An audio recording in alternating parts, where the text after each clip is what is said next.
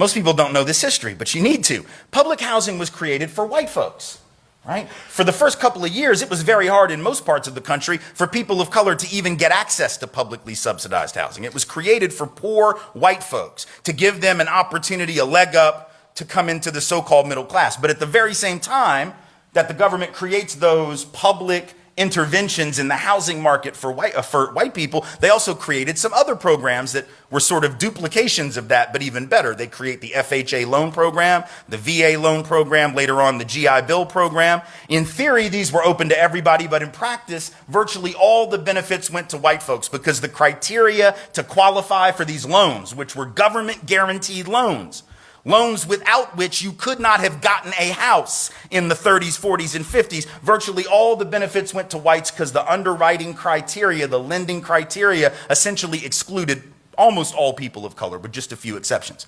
So in other words, the neighborhoods became racially identifiable because certain folks were able to hustle it out to the suburbs using those loans, right? Leaving the ones who couldn't get the loans in the city.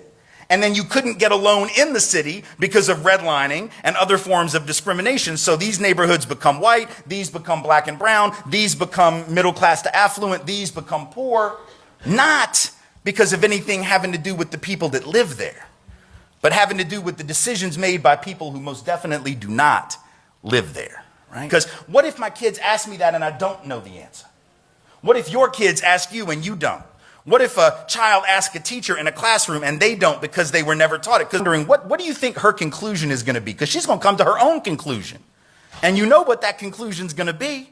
The only one it can be in this culture. It's the conclusion that this society has already handed her on a silver platter. What is it? You know, because it's the conclusion that comes from the fundamental guiding ideology of our country, the thing that we've all been taught, the thing that we've all been exposed to, the secular gospel of America. The creation myth of America, Genesis 1:1 of America. And you know what it is. The Genesis 1:1 of this country is what? Wherever you end up is all about you, right? Because if you just worked hard, you'd have made it. If you didn't make it, there's something wrong with you. You should have worked harder. The notion of rugged individualism, right?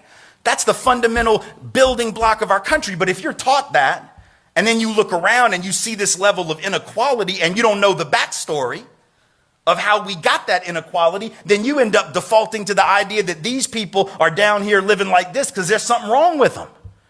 And these people over here are up here living like this because they're superior. And